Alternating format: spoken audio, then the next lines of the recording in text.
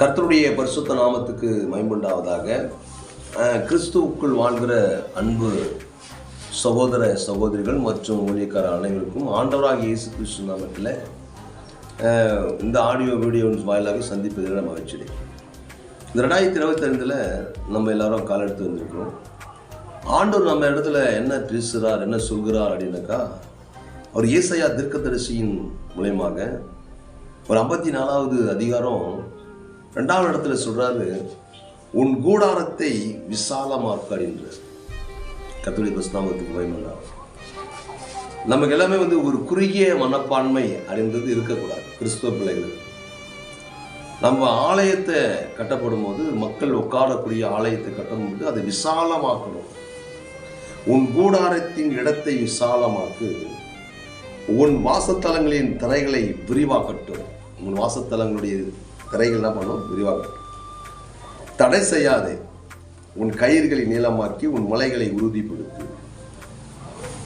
இப்போ சபை விசாலமாக்கப்படும். உன் எண்ணம் முதலாவது விசாலமாக்கப்படும். நல்லா கவனிக்க. இயேசு நாமத்தில் நீ விசுவாசித்தால் தேவனுடைய மகிமையை காண்பா என்று நீ வாசிக்கவில்லையா அப்படின்னு ஒரு இடத்துல ஆண்டவர் கேட்கிறார். அப்போ விசுவாசம் எனப்படுகிறது நம்பப்படுகிறது உறுதி, காணப்படாதவர்கள் நிச்சயம். அப்போ இந்த விசுவாசன்றது நம்மளால் பார்க்க முடியாது. ஆனால் அந்த விசுவாசம் நாம் உறுதியாக இருக்கும்போது, அந்த விசுவாசத்தை வைத்து கிரியைகள் செய்யும்போது அது என்ன பண்ணுது? அது வாய்க்குது. கர்த்தர் அப்படி செய்கிறார், அற்புதம் செய்கிறார். அப்படி நம்ம எண்ணங்கள் அது குறுகிய மனப்பான்மை உள்ள, அதுவே நடக்காது, ஆவாது, முடியாது, அவ்வளோதான், முடிஞ்சது, இதுக்கப்புறம் யாரை காப்பாற்ற முடியாது, இப்படிலாம் நம்ம யோசிக்கிறது ஒரு குறுகிய மனப்பான்மை. ஆனால் ஆண்டவர் இந்த இடத்துல சொல்றாரு, உன் கூடாரத்தின் இடத்தை விசாலமாக்கி உன் வாசத்தலங்களின் திரைகளை விரிவாக்கட்டும். உன் வாசத்தலத்தினுடைய திரை எப்படி இருக்கணும்? விரிவா. நல்ல பெரிய ஒரு தேவாலயத்தை கட்ட முடியா, அதனுடைய வாசல்கள் நல்ல விரிவாய் வைக்க முடியா. அது மாத்திரம் இல்லாமல் அதை தடை செய்யாதே. அப்போ இந்த ஆலயம், இந்த கூடாரம் இடத்தை விசாலமாக்கணும்னாக்கா, அதன் வாசத்தலங்களை நாம் விரைவாக்கணும்னாக்கா, ஆண்டவர் ஒரு காரியத்தை சொல்றாரு, உன் கயிறுகளை நீளமாக்கி உன் முளைகளை உறுதிப்படுத்த என்றார். இந்த கயிறுகளை நீளமாக்குறது, இந்த முளைகளை உறுதிப்படுத்துன்றது பரிசுத்தத்தை குறிக்குது. ஆண்டு சொல்றாரு, பரிசுத்த உன்னை நான் பரிசுத்தர் ஆகியால் நீங்களும் பரிசுத்தராய் இருங்கள். அப்போ பரிசுத்தமாக இருக்கும்போது, நம் விசுவாசத்தை அதிகப்படுத்தும் போது, பரிசுத்தத்தை அதிகப்படுத்தும் போது, தேவன் பேரில் இருக்கிற அன்பு பெருகும் போது, ஆண்டு சொல்றாரு, உன் கூடாரத்தின் இடம் விசாலமாகும். அது மாத்திரம் இல்ல, உன் வாசத்தலங்கள் விரிவாகும். அது மாத்திரம் இல்ல, கீழ்வசனம் சொல்றாரு, நீ வலது புறத்திலும் இடது புறத்திலும் இடம் கொண்டு பெருகுவாய். வலதுபுறம் இடதுபுறம் இடம் கொண்டு பெருகுவாய். மாம்சம் இல்லை, நாம் வாழ்கிற கிறிஸ்துவ வாழ்க்கை. அந்த கிறிஸ்துவ வாழ்க்கையில் நாம் இருக்கிற ஸ்தலங்கள், நமக்கு இருக்கிற வீடு, நமக்கு இருக்கிற இடம், ஆலயம், இடம் கொண்டு பெருகுவாய். நீ வலதுபுறத்திலும் இடதுபுறத்திலும் என்ன பண்ண? இடம் கொண்டு பெருகுவாய். உன் சந்ததியார் ஜாதிகளை சுதந்திரித்து கொண்டு பாழாய் கிடந்த பட்டணங்களை குடியேற்றுவிப்பார்கள். பாழாய் கிடக்கிற அந்த பாழாய் கிடந்த பட்டணங்களை, எத்தனையோ கிராமங்கள் பாழா கிடக்கு, போக்குவரத்துக்கு வழி இல்லை பாருங்க. எத்தனையோ கிராமங்களில் லைட் வெளிச்சம் இல்லை.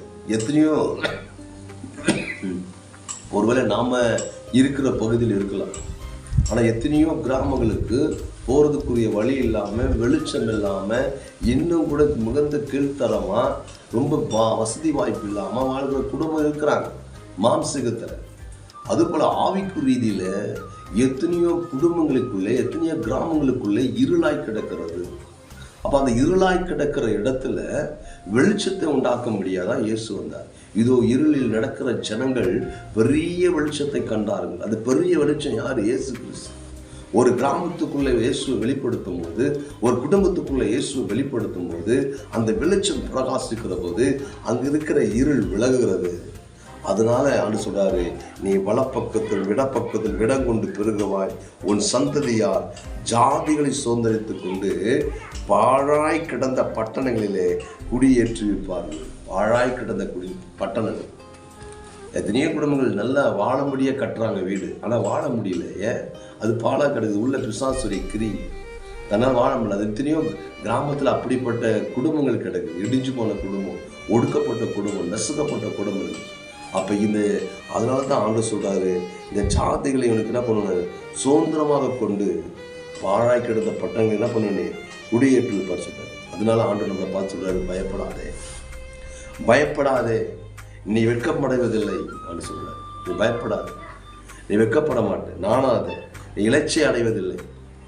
உன் வாலிபத்தின் வெட்கத்தை நீ மறந்து உன் விதவின் இருப்பை நீ நிந்தையை நீ இனி நினையாதிருப்பாய் என்று சொல்றார். பாருங்க, ஆண்டவர் நம்ம கிட்ட சொல்றாரு, உன் வாலிபத்தினுடைய வெட்கத்தை நீ மறந்துன்னு சொல்ற. ஆண்டவர் அருமையா. அதனால ஆண்டவர் சொல்றாரு, நல்ல கவனி, இயேசு நாமத்துல, உன் சிருஷ்டிகரே உன் நாயகர். உனக்கு யார் நாயகர் தெரியுமா? இயேசு தான் உன் சிருஷ்டிகர். உன்னை படைத்தவர் தான் உனக்கு நாயகர். அவர் தான் உன்னை எல்லா விதத்திலும் புரிந்து கொள்ள முடியும். ஏன்னா அவர் உருவாக்குகிறவர் தான். இந்த குணாதிசயங்கள் அவருக்கு தெரியும். உன்னுடைய எல்லா காரியமும் அவருக்கு தெரியும். அதனால உன் சிருஷ்டிகரே உன் நாயகர். சேனைகள் கர்த்தர் என்பது அவருடைய நாமம். அது மாத்திரம் இஸ்ரவேலின் பரிசுத்தர் உன் மீட்பர். அவர் சமூகத்தின் சர்வ பூமியின் தேவன் எனப்படுவார். ஆண்டவர் நமக்கு அருமையான வார்த்தையை கொடுக்கிறாரு. இயேசு கிறிஸ்து நீங்களும் நானும் ஆராதிக்கிற தேவன் ஒரு குறிப்பிட்ட இந்திய தேசத்தினுடைய தெய்வம் மாத்திரம் அல்ல, தமிழ்நாட்டுடைய தெய்வம் மாத்திரம் அல்ல, அல்லது வெளிநாட்டுடைய தெய்வம் மாத்திரம் அல்ல. அவர் உலக ரட்சகர்.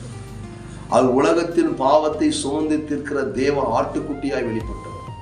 அதனால தான் வேலை சொல்லுது, நீ உன்னுடைய வாலிபத்தினுடைய நிந்தையை மறந்துடு. உன்னுடைய விதை இருப்பின் நிந்தையை நீ என்ன பண்ணு, நீ நினைக்காதது. அது மாத்திரம் இல்லை, பயப்படாத, திகையாத, ஞானாத.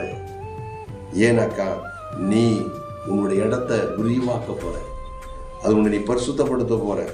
அது மாத்திரம் இல்லை, நீ வலது பக்கத்திலும் இடப்பக்கத்திலும் இடம் கொண்டு பெருக போற.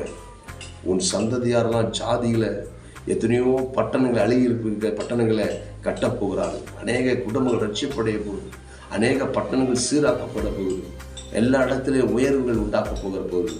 அதனால தான் ஆண்டு சொல்றாரு, நீ கைவிடப்பட்டு மனம் நந்தவளான ஸ்திரியைப் போலவும் இளம் பிரயாணத்தில் விவாகம் செய்து தள்ளப்பட்ட மனைவியைப் போலவும் இருக்கிற உன்னை கர்த்தர் அழைத்தார் என்று உன் தேவன் சொல்லுகிறார். அவர் தான் உன்னை அழைத்தார்.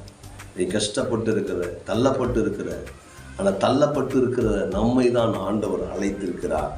இப்பொழுது சொல்லுது, நல்ல கவனி, இயேசு நாமத்தில், இமைப்பொழுது உங்களை நான் என்ன பண்ணேன், உன்னை நான் கைவிட்டு, ஆனாலும் உருக்கமான இரக்கங்களால் உன்னை சேர்த்துக் கொள்வேன் என்று சொல்கிறேன். நீங்கள் கைவிடப்பட்டிருக்கலாம். இந்த 2024 நீங்கள் அநேகரால் வெறுக்கப்பட்டிருக்கலாம், கைவிடப்பட்டிருக்கலாம், துரத்தப்பட்டிருக்கலாம், இல்லை அது வருமானத்தில் குறைவுள்ளவர்களாக இருக்கலாம், தேவன் என்னை மறந்துட்டார்னு சொல்லியிருக்கலாம். ஆனால் ஆண்டவர் உங்களை பார்த்து சொல்கிறார், நான் மறக்கலை, இமைப்பொழுது உன்னை நான் கைவிட்டேன், ஆனாலும் உருக்கமான இரக்கங்களால் உன்னை சேர்த்துக் கொள்வேன்னு சொல்கிறேன். பல உருக்கமான இரக்கங்களால் நம்மை சேர்த்துக் கொள்கிற தேவன். அவர் நம்மை ஆண்டவராக இயேசு கிறிஸ்து, அவர் நம்மோடு கூட இருக்கிற தேவன். உலகத்தில் உபத்திரம் உண்டு, இடம் கொள்ளுங்கள், நான் உலகத்தை செய்தேன் என்று சொல்கிறேன்.